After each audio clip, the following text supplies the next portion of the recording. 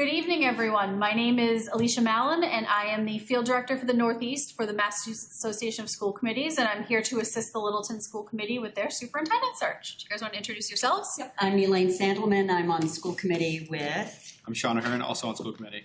So we are the superintendent search subcommittee. So thank you very much, everybody, for being here. Can't wait to hear your thoughts. Yes. So when we do the community forums like this, we try to be a little bit less formal. You'll notice up the back at the tables, I have put up some giant Post-it notes. I love those giant Post-it notes. And each of them has a question on it. And they're the same questions that we'll discuss here. So the first question is, what is going well in the district? So what is it about Littleton Public Schools that works well, that you think we should maintain moving forward? The second question is, what do you think needs to either change or be adapted or evolve? The third question is, what are you looking for leadership qualities in your next superintendent? And then there's another one that just says other comments. So we like to leave it very open to the public. If you feel shy and you don't want to come up to the mic and express your opinion, you can do that. But we welcome you to come to the mic with those questions in mind. What's working well? What do you think might need some adjustment?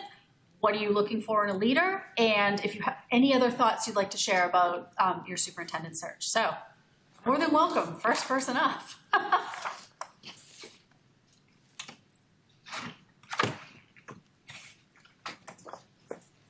Welcome.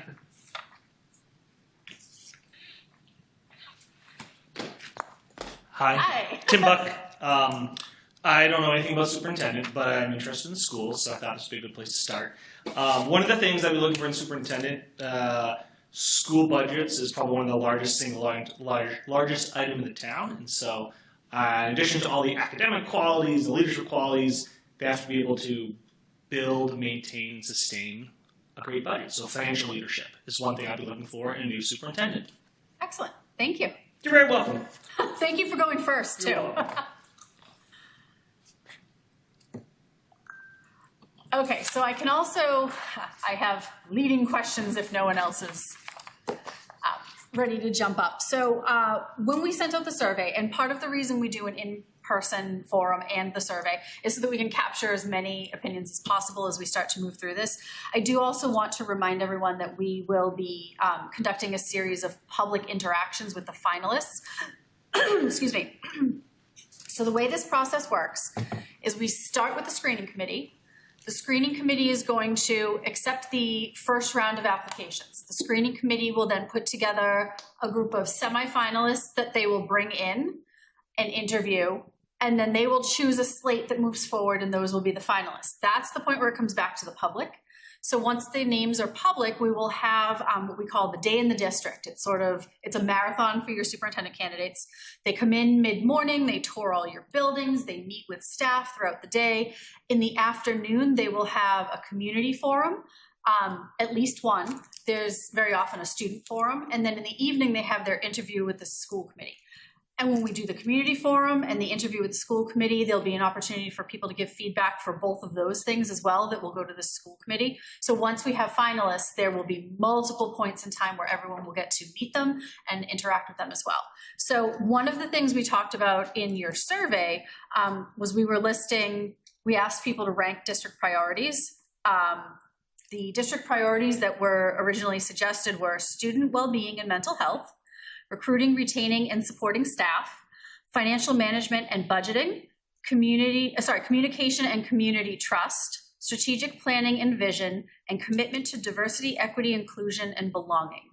So is there anyone who would like to speak to some of their priorities as far as the district initiatives along those lines? Sure, hop up. Hi, I'm Libby Donegan, and I'm a parent representative on the school council for Shaker Lane. I would like to see as a leadership quality in our next superintendent an understanding that they are part of our town government and an interest in building trust in town leadership.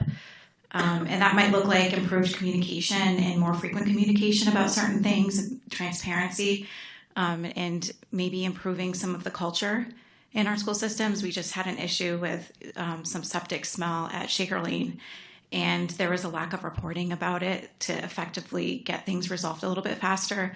So I think that that kind of highlighted a need for improved culture within our district amongst the teachers, because we can't expect our youngest learners to communicate those things and articulate them. So I'm going to put you on the spot. Mm-hmm. What do you feel the district does well right now as far as communication, and how do you think they could improve upon communicating with stakeholders going forward? Sure. I think that Michelle Kane at Shaker Lane has done a good job of trying to improve communication at Shaker Lane. I can't speak to the high school or middle school. I have a child at Russell Street, and I really like our weekly newsletters from Colin there. I feel like he does a good job highlighting, things that different grades are working on for the week and important dates that are coming up. I think that's really good. I think that an area of improvement would be special ed in our town. I know a lot of people in town have a lot of gripes about how our special ed students are faring. So maybe somebody has a little bit of background or knowledge, and that would be good. Fantastic. Thank you. Yeah. All right. And I put you on the spot, so. That's okay. Thank you. So while we're on the topic of communication, because that is a priority for your stakeholders, is there anyone that has anything else they would like to share about maybe communication styles that they would like to see in your next leader for the district? Go for it. Hello, everyone. I'm Kwame Ntiadai, and I'm a parent and also joining the committee to help search for the superintendent. I think, I have, a son in the middle school, so I'll probably speak to the communication style of the middle school. And I know the team over there has been doing their best to improve the communication. We switched to an app system this time around, but I don't necessarily know what went into it, and not every single parent ended up on the app, and even if they did, it was very difficult trying to navigate the app. But I think that's something that, looking into the next superintendent, I would look for someone with communication skills, just looking at all the different aspects that we can go about with communication and understanding some of the needs of parents, because not everybody would prefer to go with an app. At the same time, not everybody will be checking their emails all the time for the updates. So trying to understand the needs that parents can go with will be great to be able to look into and get this resolved. Fantastic. Thank you. Yeah. Excellent. So by all means, jump it back into communication if anyone wants to do that. Go ahead. I'll speak on communication. Yep. Oh, sorry. Mark Rambacher. I have no kids in the school anymore, so we get no communication from the school whatsoever, which means that when things like the middle school play comes up, or the band concerts or football games, we don't know when they are. They're very hard to find out events for the school or what's going on. I am on the select board. I often get questions about what's going on in the school, and unless someone actually reaches out to me, I often don't know. Okay. So there needs to be communication both within the school system and outside of the school system for community events and things that affect the wider community. Excellent. Thank you. That is an excellent observation. How would we get to... Maybe if people want to speak, they can raise their hand, and then Judy will allow them to speak. Okay, fantastic. So if there is anyone at home that would like to add to the conversation, you're more than welcome to lurk. And I want to remind everyone that there is still the online survey that everyone can take part in. Even if you're here, please do complete the online survey, because it gives us the more information we have as we go forward in the process, the, hopefully more successful your next superintendent will be. So if anyone at home wants to raise their hand, they can. And we'll keep an eye on that, but in the meantime, we'll continue talking. Some of the other questions that were asked in the survey were about relevant experience for the next superintendent. And we had asked the public to rank prior superintendent experience, assistant superintendent or central office leadership, principal level leadership, combination of educational and municipal leadership, and experience level is less important than their leadership qualities. Very often when we're talking to stakeholders, there's specific things that they would like their next superintendent to have experience with. We often hear classroom experience, someone who has had actual front of the room classroom experience moving forward. So if there's anyone who would like to speak to that, I welcome you up. Come on up. Do not be shy. Hi, I'm Jackie Reese. I think there are a lot of different backgrounds that could lead someone to be successful, but I do think classroom experience is a huge factor. I have one son who graduated last year. I have another one who's a junior in high school right now, and they went all the way through Littleton Public Schools, and they've had some great teachers. And sometimes there have been some classroom things that I thought could be better. So it would be great to have a leader at the top who feels strongly about what good instruction looks like and can work with other people in the district to do that. Thank you. Thank you. Is there any other experience that I just listed that you may think that the next superintendent needs to have that may not necessarily have been on that list? Are there any, skill sets that you think? Yeah, so I would love to, Tim Buck, I would love to, love isn't the right word, but experience leading through crises. And so like, hey, it's a financial crisis, this thing happened. Hey, we had a flu go through the school, we had to close the school down.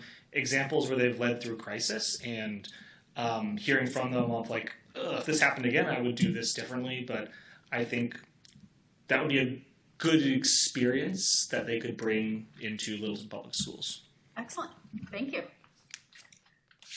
Does anyone else throw some things out there? And by all means, you guys can ask some questions too if you'd like. Very informal forum.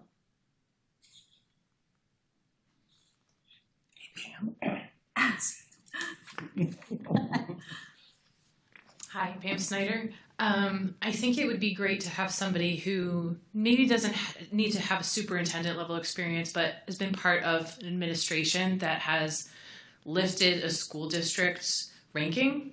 As many of you probably know, Littleton was in the top 10 high schools in the state for a few years and dropped pretty significantly to number 44 this year. This just one ranking, one Boston Magazine, but a lot of people have been talking about that and what it means for our property values, as in addition to just like the quality of the schools and the education that our children are getting. So I think, as great as it sounds to bring in a superintendent that has maybe been in an established good school district that's consistent, to have a track record, somebody who has been able to turn things around or improve or really take a hard look at things like AP offerings, test scores, like all of those factors that go into that, I think would be really valuable. Thank you. So I'm going to, go ahead. Go ahead. Hi, Libby Donegan again. I think something that I'd like to see continue is putting value on community input.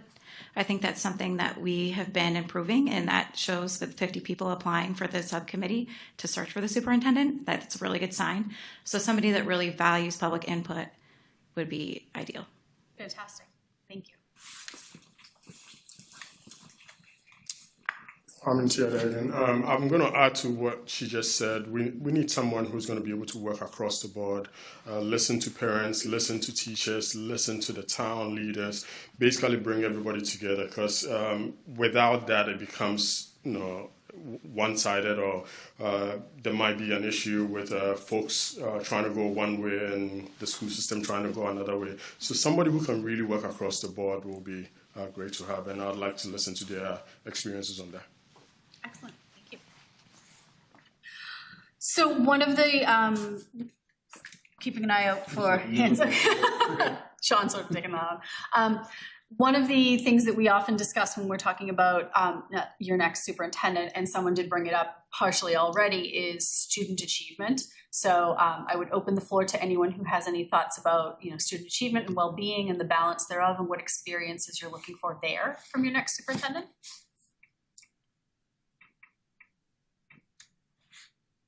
By the way, if you think of something later on, do we have a hand? We do. Oh, excellent. If you think of something later on, please reach out and share it with us later. Very often after these meetings, someone will go, oh, I should have said this. So. Hello. Hi. Hi there. And my name is Tracy. I just wanted to say that I think it would be very valuable to have a superintendent, to look for a superintendent who has a real love of learning, and a love of deeply going into subject matter. I think that there are a lot of classes that are great, but it becomes difficult, especially as the students move up, like in the high school, at the high school level. It becomes challenging for the students to go deep into the subjects. It's challenging. It's like there's a ceiling of achievement and they can't get any more. They can't go any deeper into the subjects. So somebody who just really wants to open things up for the students and perpetuates learning and not busy work. And just really goes into is willing to let them kind of explore the ceiling and not just stay in the middle. Fantastic. Thank you very much. Thank you. Yeah, jump on up. Brad Austin, parent of I guess a high schooler now. I hope that we have a superintendent in the school system that certainly cares about academic achievement and however that's measured, whether it's through AT courses and test scores, but also is willing to consider a lot of different definitions of student success. Sometimes it's not always about getting into that college or that career path, but also making sure the students feel seen as learners and with a lot of different specialties, a lot of different interests. And I hope the next superintendent will be someone who supports our students in all their endeavors and all their efforts. Mm-hmm. Fantastic, thank you.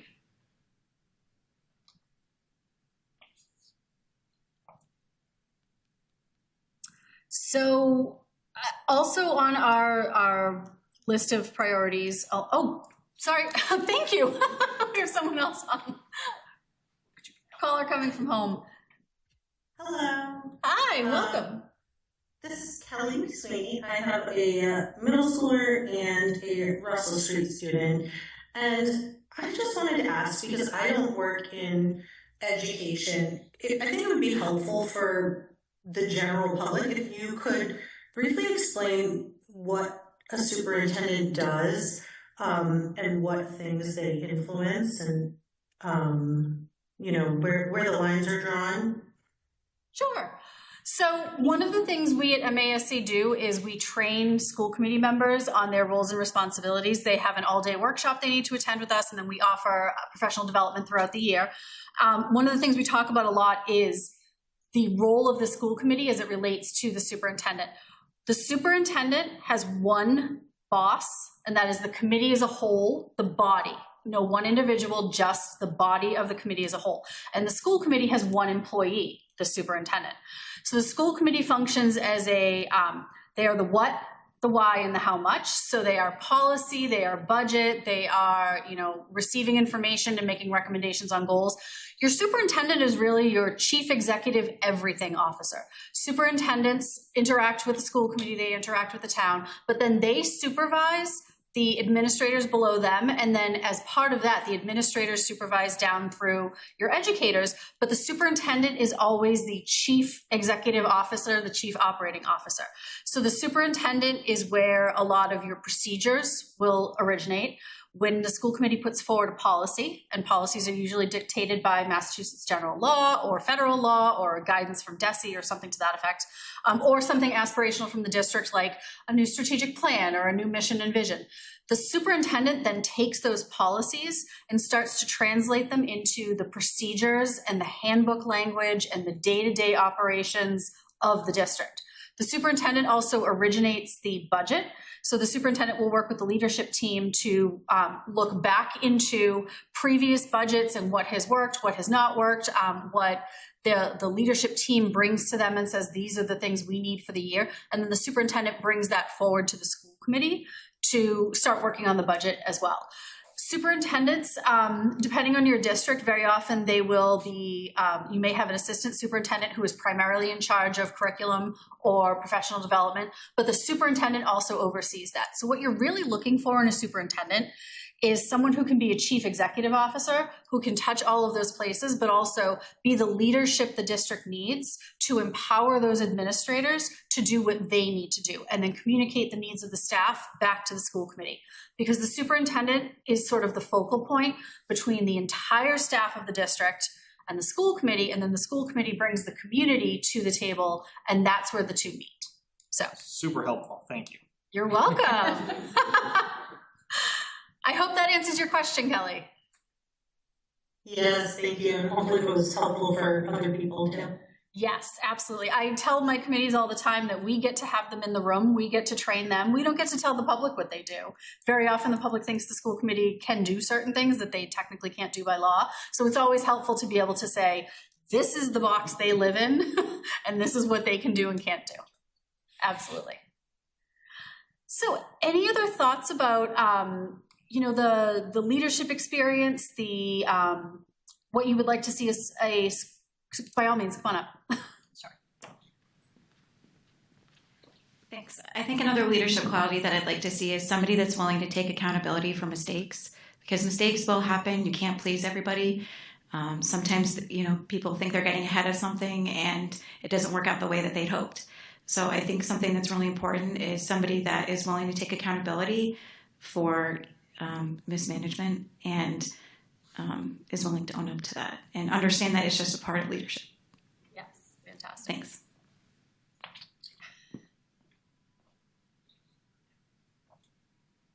Just a question for Liz. So do we have an assistant superintendent at Littleton, or is it just a super? Okay, so just one person. So in our vision, it would be that one CEO that has curriculum and all the other responsibilities. Well, so you would have under the superintendent, it's not necessarily an assistant superintendent. Every district sort of likes to name them their own way, and every district has their own sort of flow chart of, what is the chain of command. Something I do recommend to a lot of my districts when they're doing this is sit down and figure out what your flow chart currently looks like. What do you have as far as leadership structure? What might you be thinking of in the future? But there will be other people in charge of departments, but they may not necessarily have that title of assistant superintendent of. Thanks. I hate to put you on the spot, but so we have in our midst here our director of teaching and learning, or curriculum instruction, teaching and learning. So maybe you could explain a little bit more about the director level at central office and how those responsibilities are connect with the superintendent. Sure. Do you want me to go to the mic? Yeah, that's just for the folks at home. I think that org chart, maybe it's available online, but that'd be helpful just for the public to be like, oh, they have 10 people focused on budget or curriculum, or we got no one focused on X, just to know, and I guess this person could develop their management team however they like. Yes, but yeah. Just it's always a good idea to know what you have. Would be helpful. Yep. Yeah. Mm-hmm. Okay. So happy to provide some information, some input. You're putting me on the spot. We also have our business manager, not to call out someone else in the room. But I'm happy to. Yeah. So we have our superintendent, and then our central office staff consists of business manager Steve Mark, who happens to be in the room with us this evening. I am the director of teaching and learning, and then we also have a director of student services. And so in those, we kind of break down big umbrella. We have our different parts, right? So business manager is the obvious, the finance.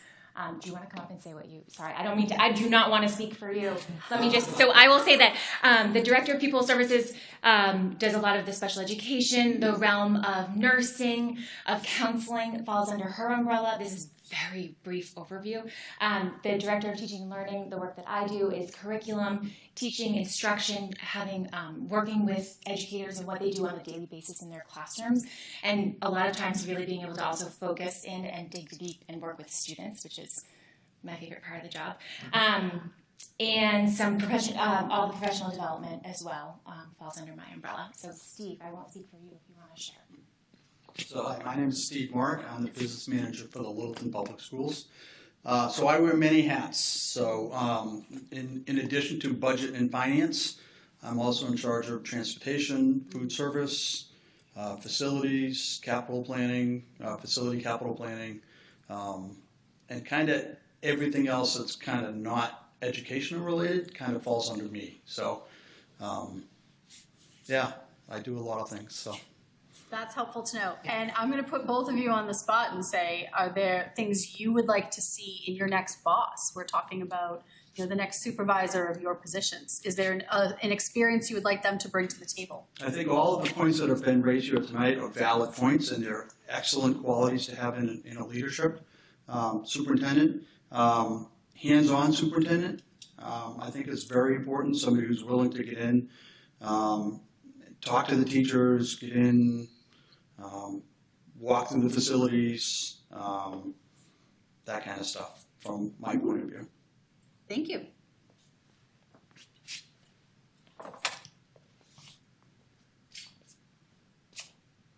Ditto.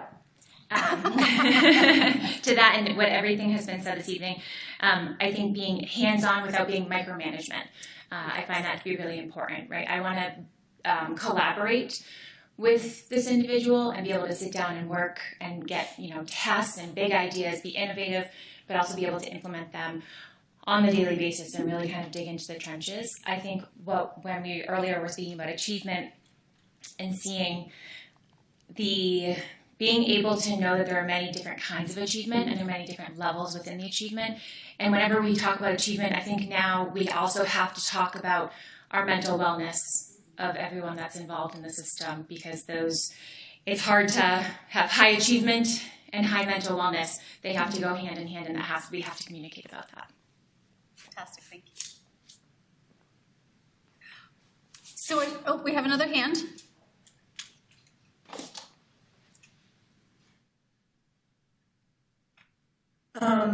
Just since we're putting people on the spot, I hope you don't mind, but I believe there is a school committee member who could speak. I would love to hear what the school committee would like in the next superintendent, even if you won't be directly working with them due to tenure. I think you have a pretty good perspective.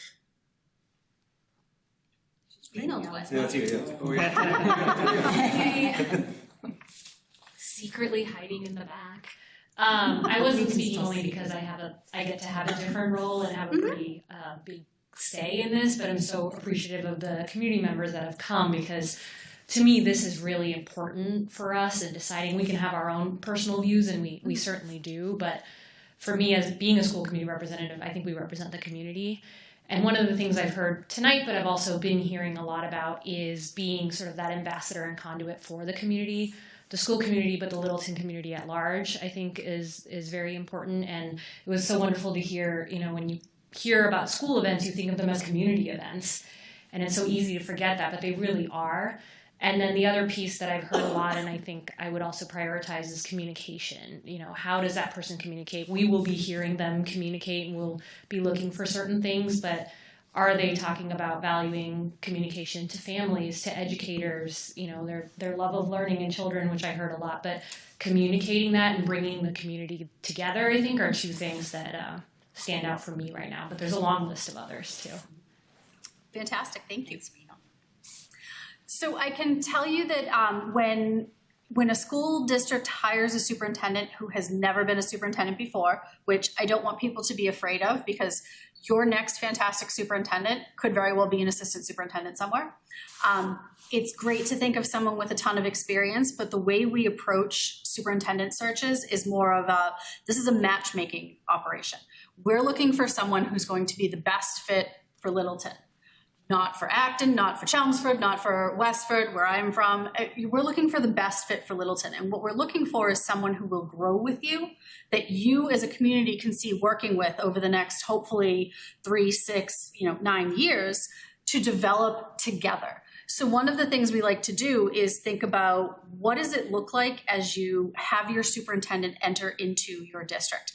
Very often what happens with a superintendent, someone who's coming in who has not been a superintendent, is that we recommend that the school committee require them to be part of what's called the new superintendent induction program.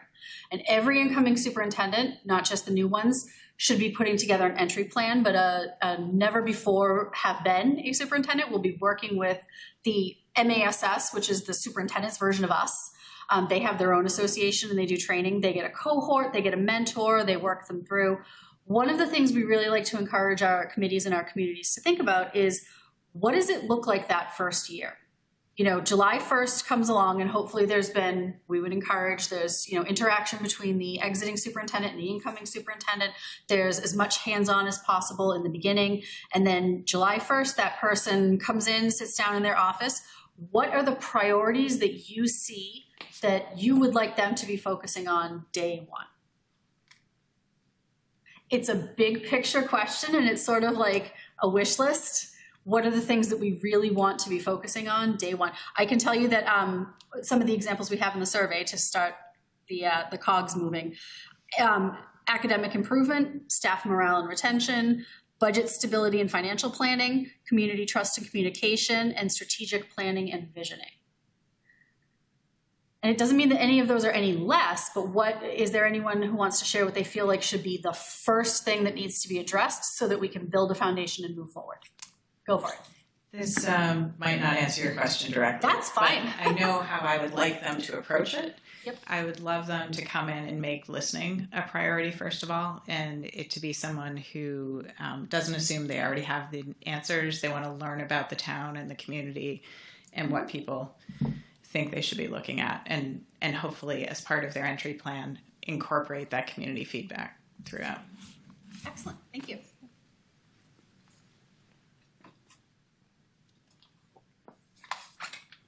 Your lists are very helpful in helping us think about possible responses. I would build on that. I think listening is important. I think one of the things we benefited from in Littleton is stability. We have had stable leadership, good leadership, I think, for 15-ish years now. And I think that the new superintendent will serve all of us well if the superintendent comes in with new eyes and is willing to look at things and help us identify things that are working with an outsider's perspective, or someone who's seen the system from a different seat. And part of that's will involve careful listening and not just bringing their experiences from in the district or outside the district. And thinking about what education in a town like Littleton should look like over the next 3, 6, 9 years.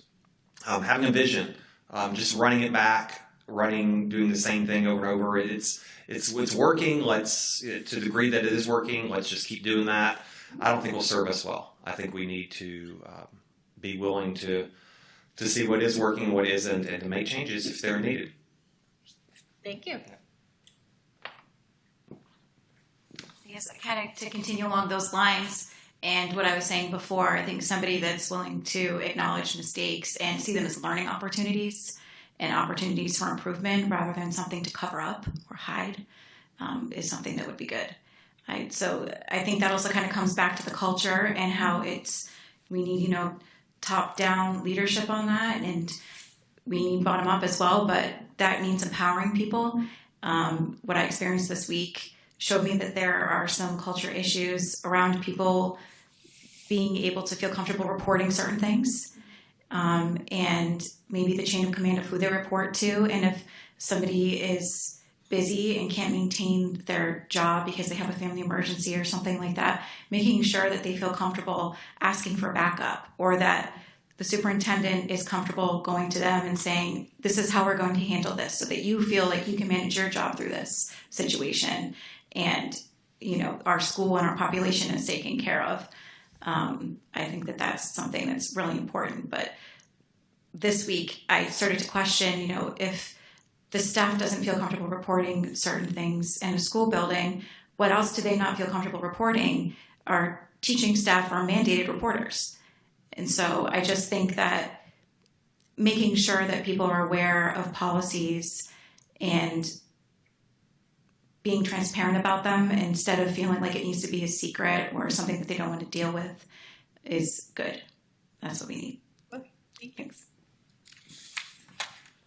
As you keep educating us on what a superintendent does, I think the idea of, one of the ways to bring your, so I was saying how you want to assess and address things. So saying, hey, they're going to do their listening, and then I'm going to come back to you guys in July, September, October, November, December, here's my updated vision. This is my leadership style. These are the things that I've heard.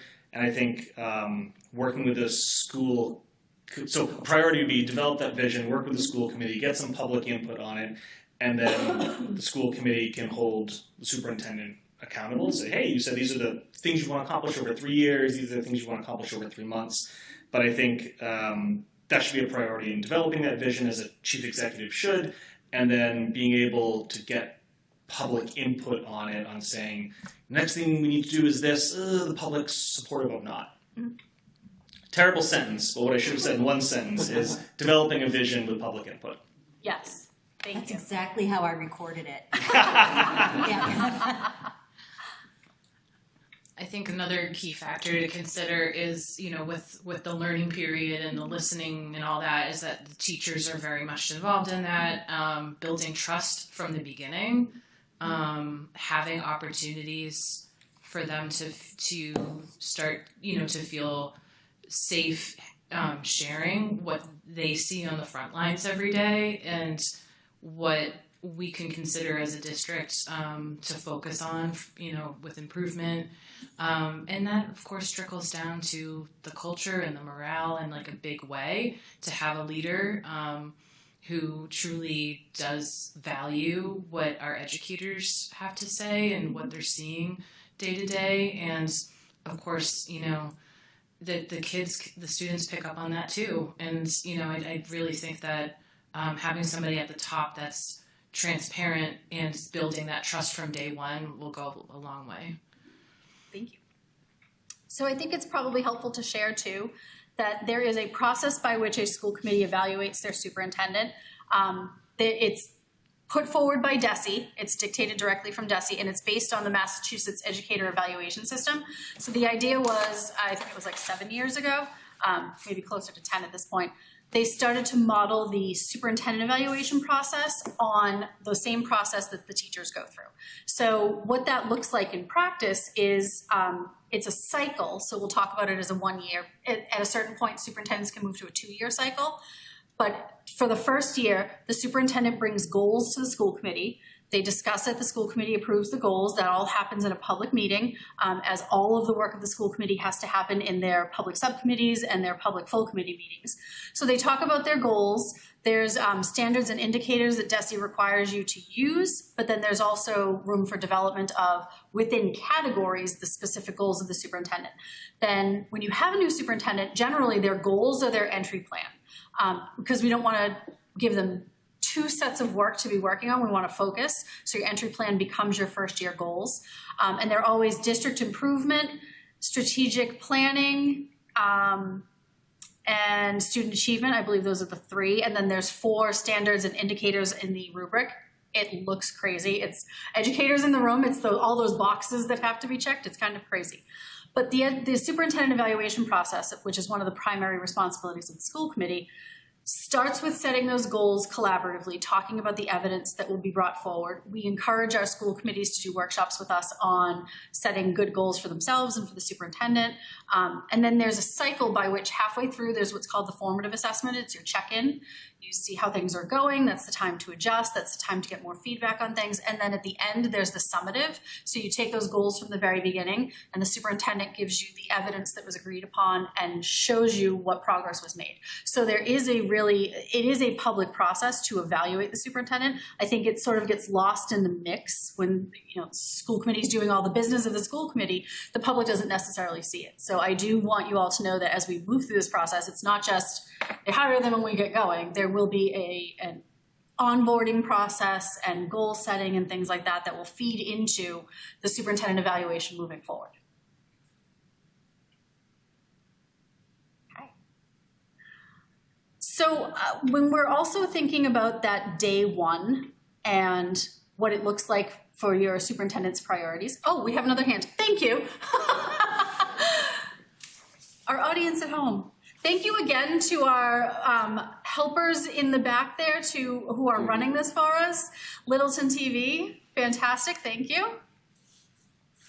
Hi there, Tracy again. Hi. People have been talking, had some great points about teachers being able to be heard. by the superintendent and parents and having good communication. There's one group that I don't feel like has a real avenue to communicate or to get their ideas heard, and that's the students. Maybe there is a student committee somewhere that does, where their ideas are filtered up, but they have a lot of great ideas and a lot of great feedback on what works and what doesn't.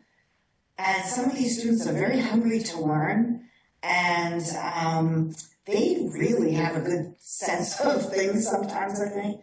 And the only channel for them to get their ideas heard is to go and complain, which doesn't really come off well.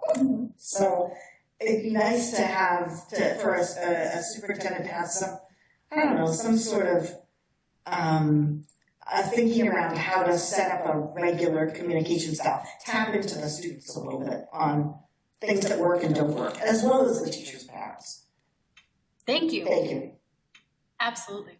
So does anyone have any other thoughts on student engagement, how you feel the superintendent should be interacting with students?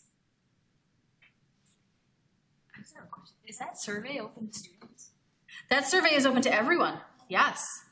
Absolutely, if the students want to take that survey, by all means. And when we get to the other side, once we have the finalists, one of the things we've talked about is stakeholder groups meeting with the finalists, and we did discuss having a student panel meet with each of the finalists and have them give us feedback. Some of the best things come out of the student panels, things that the rest of us don't think about because it's not us anymore. Again, based on your prompt, it seems dumb to say, but we want a superintendent who likes kids, right? I mean, working education can be maddening in 32 different levels, but working with kids is one of the best parts. We just heard from Beth about, yeah, administrators are great, teachers are fantastic, but it's the kids that give us energy. One superintendent has that same vibe. We certainly want someone who can manage a budget. We want someone who can be responsive to the public and all these things, but we want someone who really loves working with kids, and that energy, I think, will permeate through everything. So the school committee members sitting next to me who've taken charting the course with me will tell you that one of the things we try and tell our committees is school committee is one of the only elected positions in the entire country where your actual constituency doesn't get to vote for you, because you are responsible to the town and you are responsible to the community at large, but at the end of the day, all of your decisions should be student-centered. Yes. So thinking about what you're looking for goals for your next superintendent, project yourself ahead to, they're putting together their entry plan, they're talking about goals. I know you guys have had a building project. Perhaps there's things that you would like the superintendent to be focusing on around what is currently in process in the district. Are there projects that you feel like the superintendent is going to need to pick up and run with? Maybe some things that, I don't want to say that they've stagnated, but they're, schools don't disappear at the end of June and reappear on September 1st. They are ongoing things. So the superintendent that comes in will inherit what's going on. So are there things that you would like to flag for incoming superintendents that you feel like they should be aware of and you're looking for a good skill set on? Go for it. Hi. We all know that Shaker Lane is deteriorating, and we voted in the school building project. So I think we need to make sure that the superintendent is going to continue to make sure that maintenance is funded on the building, because we have kids that are continuing to learn and make memories there. And to them, that's their school experience. And so we need to continue to value their education and put things into the building over the next few years until our new school is ready to go. So one of the things the forum and the survey help us do is when I orient the screening committee and we work on the questions, there will be, baseline questions that MASC has that we put out and we ask the screening committee to sort of develop on their own. But then there are very Littleton specific questions that we want you guys to develop. So knowing that and knowing that we should be asking about, is it an MSBA project? I Yes. need to. Okay. Yes. So knowing that we need to ask about MSBA experience and that's very helpful. Thank you very much.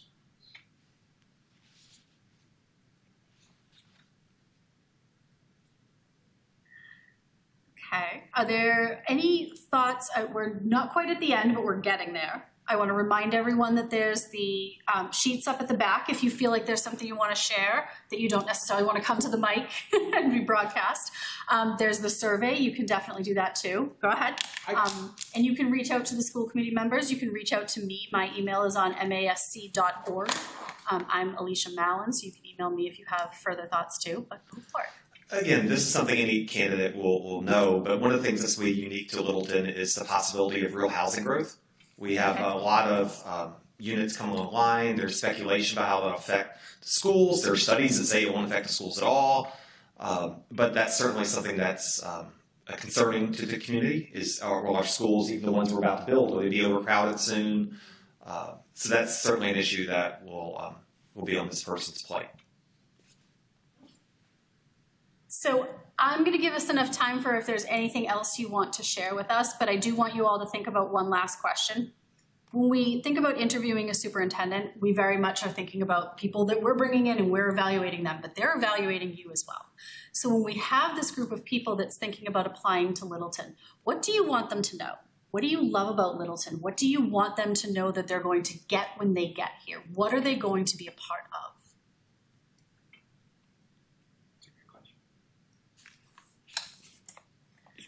I feel like I should talk to this as an older parent.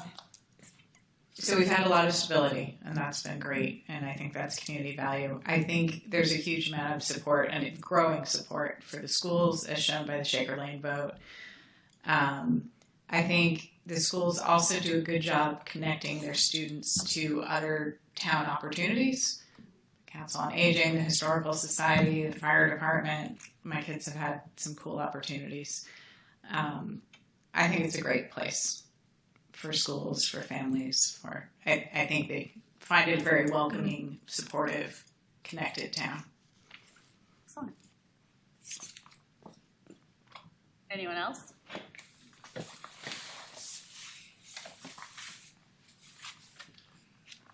So I think Littleton in general is different than a lot of their surrounding towns. If you look at some of the surrounding towns, they're a lot larger, and I think the population is much more transient. People move into the school to send their kids to high school, and then they move out. People move into Littleton, and then they don't move out. Mm-hmm. People that are here, that they're, I ran for school committee 8-9 years ago. After being in town for 15 years, and I was considered a newbie, right? I'm not a townie. I've been in town for 30 years, and I'm not considered a townie. Right? Littleton is different in that way. We're surrounded by towns that people move in and out of, and people move to Littleton and stay. It's a very different culture here than the surrounding towns. So that's something that's different. The others, we have the large school districts or the regional school districts around us. We're kind of unique in where we are. I mean, Harvard's the only other one that's similar, and they're kind of townies too. So. Should we tell all the applicants about the proximity to Kimball's? That would not hurt. No, it would not. I think two things. So one, the superintendent gets a brand new office. They just moved into that building, so that's a perk. And two, for real, I think like the layout of all the Littleton public schools as well as the public facilities, so allows the superintendent some creativity. Like, I'm always shocked when I'm in the library how many middle schoolers are streaming up that back path to come to the library. To get to the turf is right where we keep Russell Street and the middle school. The superintendent's building is right next to the high school, which is next to these tennis courts. So I think there's a lot of, we're not like Shaker Lane and other buildings are different spaces. We're not like a dispersed public and education areas. They're centralized, they're connected, and so I think that offers the chance for creativity on how you send kids to the library for programs, or middle schoolers go visit some of the Russell Street students, because there are many walkable, close proximity areas. So it allows them to bring ideas that maybe they couldn't do in their previous job because it was a 15-minute ride across town, or it was a bus ride to get to another building. Excellent, thank you. Hand on the screen. Thank you to our audience in the building for helping us with that. Hi, I just want to say I think in talking to friends and family who teach in other districts, one thing that stands out is Littleton seems to have a unique balance between being, encouraging ambition and academic achievement, but also fun and creativity and, balancing the arts and sports. And I just think we have a really nice balance that is hard to find. And we have this engaged community of parents and community members who show up, but I don't think we're like making lots of frivolous complaints, which is something that happens in other districts. I'm sure it happens sometimes, but it's just such a nice happy medium. Excellent, thank you. For our brochure. Yes. Just to build on what I think someone else said earlier, we have a record of supporting our schools. The town voted, I don't know, it was 91, 92, 93% to spend tens of millions of dollars on a new building. The drama program, the music program, the athletic events are all really well attended, especially when folks know about it. It's a place where we do currently, I think, try to support all of our students and all their different opportunities. And I think a superintendent who's inclined to do those sorts of things will find a receptive audience. Excellent.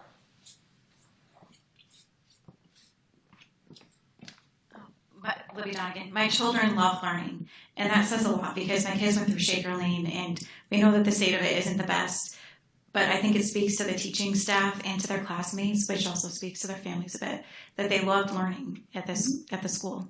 So I think that says a lot about our district. And when I've gone into volunteer in the classrooms, I think that the teachers do a really good job running their classes from what I've witnessed, and all the students are really fun to be around, and I think that's really special. Excellent. The other thing, I'm just referencing a school board meeting I dialed into a while back, but they talked about like our teacher retention being like, I want to say average. I'm not saying that in a bad way, but I think the school committee probably has access to the data. You can say it's average, below average, but I think it'd be good to share where that is, and if it's above average or areas where we're doing really well in one school or another, to share with the superintendent to say, hey, you've got stability and retention in this area. You're not going to be struggling to find teachers 2 weeks before school. Or your principals aren't going to be struggling to find teachers 2 weeks before school. So I think that could be a positive if the data supports it. Excellent.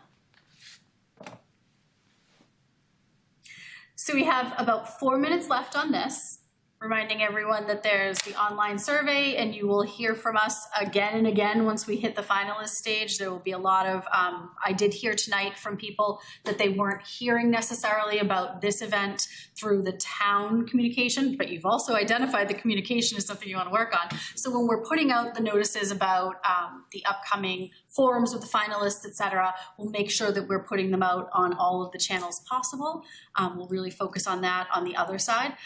Throughout the process, there's, we'll put out the brochure and we'll start collecting the applications. And then for the public, it's going to feel like we've sort of disappeared for a little while, because there's a period where we're collecting your applications. Your application is open for, I believe it's 4 weeks. That was on our timeline. We'll also share the proposed timeline with the public so that you can see kind of what the next steps are coming. If you have questions, you can reach out to your school committee members. You can also reach out to me. And hopefully as we move through the process, we'll gain more and more community input. But if there's anything else anyone would like to share with us, or if there's anything the school committee would like to share, but again, there will be multiple opportunities going forward. You're going to be sick of us by the time we hit April break. You're going to be like, go away, just pick someone, go away. I just wanted to share that I'm just so grateful that you all came in person tonight. This has been a really rich discussion. You've got notes. I've got 3 or 4 pages of notes. Yeah, so this is so helpful in helping us develop our brochure that we'll use to basically explain what the town is about and try to attract the candidate that's the perfect fit. I didn't want to dodge Kelly's question about what are school committee members looking for. We put Beanal on the hot seat on that one, but I agree totally with everything that people have been saying. There's one thing I would add. I think education in general it's a research-based field, so it's continually changing and growing, and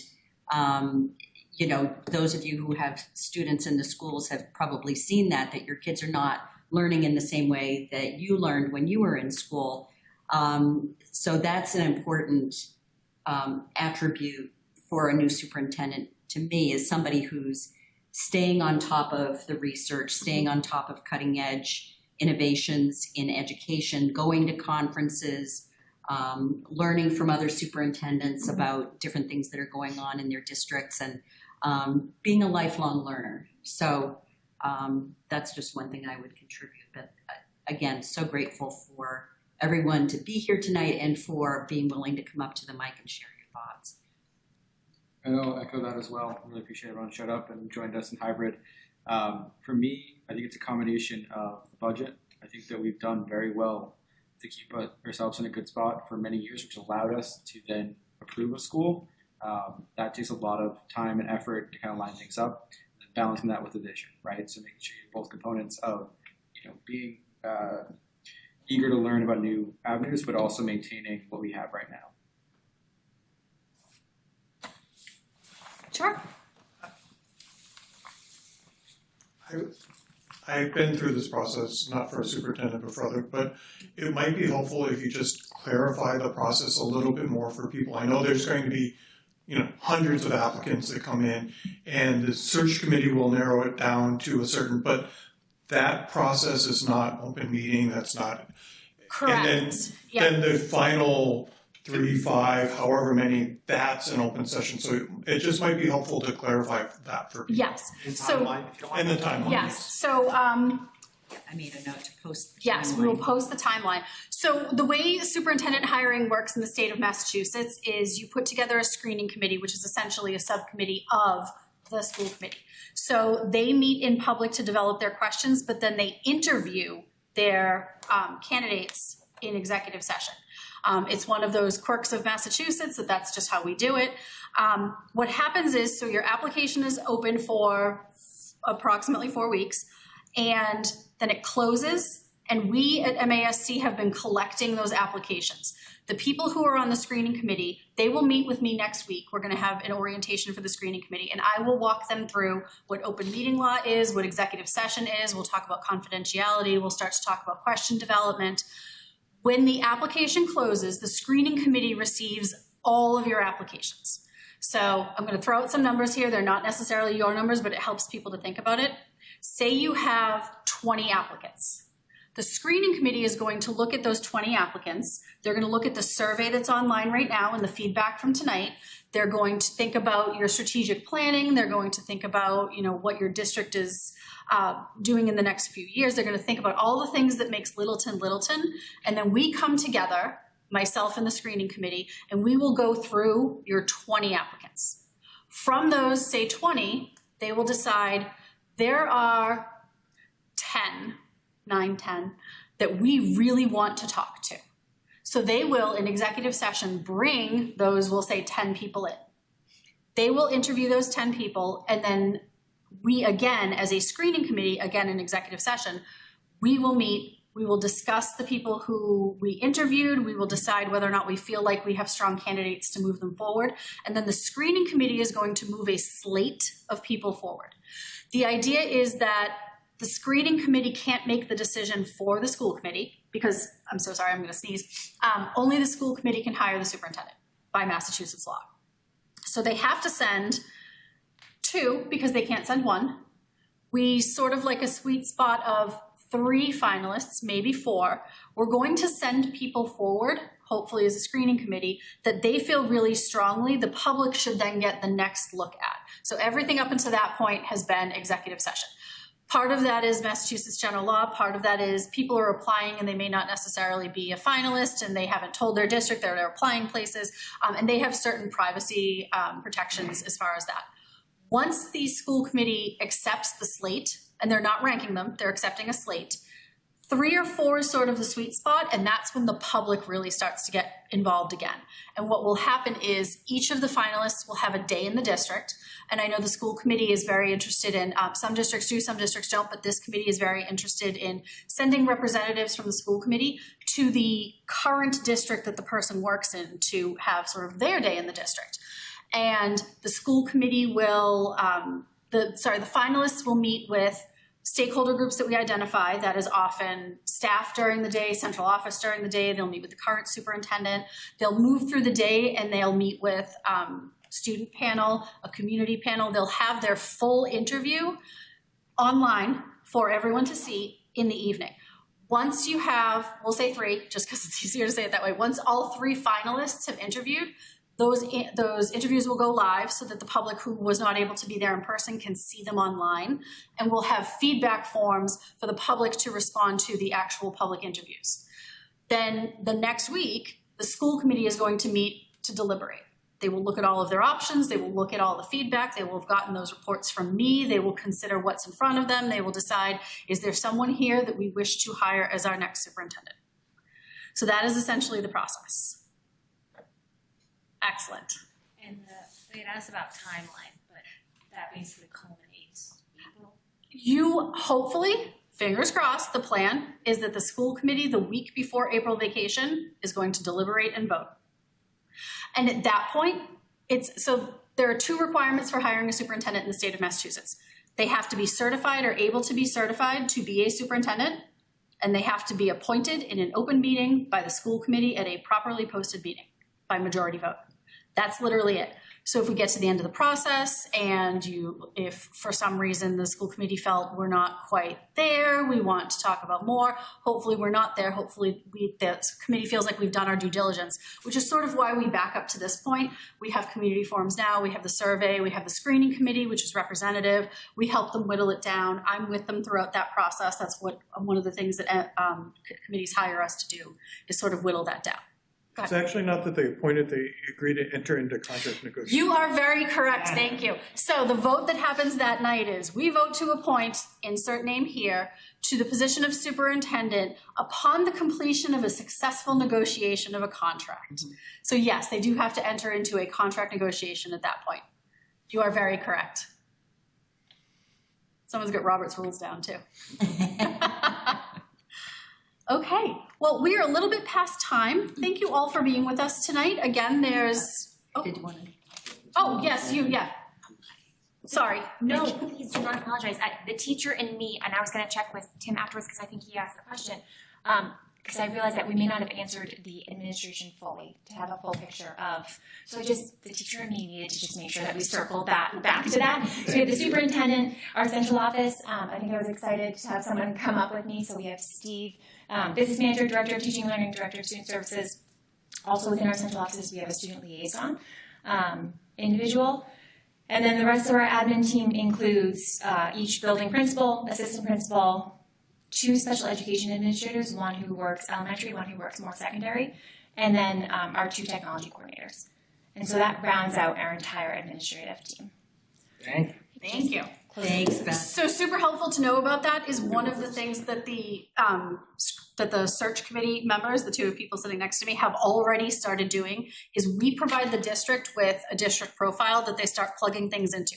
How many students do you have? How many buildings do you have? What does your administration team look like? And all of that ends up in your brochure. So when the brochure and the job posting get published, that will be available to the public as well. So the public will be able to see what the brochure looks like, and you'll be able to see that breakdown of all of the information that we have provided your potential applicants. And I assume that brochure could use some Littleton student art to spice it up. You know what? Sure. We have a lot of great art.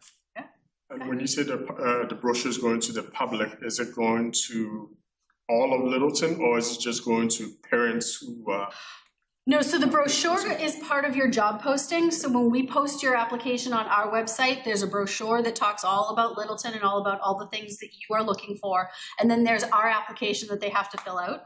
They have to provide us with their introductory letter. They have to provide us with their transcripts, their resume, 3 letters of references that we will end up calling, their curriculum vitae, all of those things. and that's what the screening committee gets. The brochure is the actual job posting. So we put together a nice, double-sided one-pager that talks all about your town, and we've given some examples. You can find some examples on the MASC website. So we post that on our website, and then we share it with our partners. So there's an MASC in every state for school committees.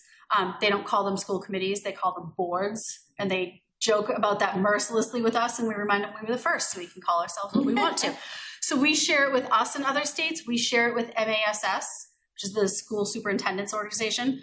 We also share it with the National Association of School Superintendents. It goes up in all of the places. MASS in Massachusetts will blast it out to their employees. We share it to their employees, their members. We share it out to all of our social media. MASC maintains, I think we have everything. I think we have Twitter, we have, we have Facebook, we have all sorts of places that we share it. It will be blasted out across that. So it's a public application in that the public can see it, but it goes to all of those places where educators who are looking for positions are looking. Plus, we also, as MASC, we maintain lists of information of people who, either the people from the Aspiring Superintendents program, so there's MASS runs a program and MASC works with them.